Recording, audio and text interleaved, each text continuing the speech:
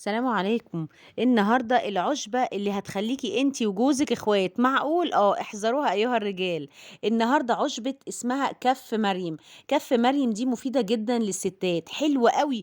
الناس اللي عندها تأخُّر إنجاب، بتساعد حلوة جدًا تعزّز هرمون الأنوثة عند الستات، بتنظّم الدورة الشهرية، حلوة أوي للاكتئاب للستات، حلوة جدًا.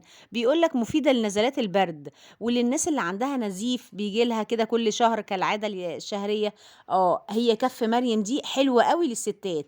بُصّي، إحنا لازم يكون عندنا صيدلية للستات ينسون، بردقوش، بابونج، كَف مريم، كل الحاجات دي لازم تبقى عندِك في البيت. أيوه، يعني كَف مريم ده مفيد للستات جدًا، أيوه، حلو جدًا علشان هو بينظّم الدورة الشهرية، حلو أوي.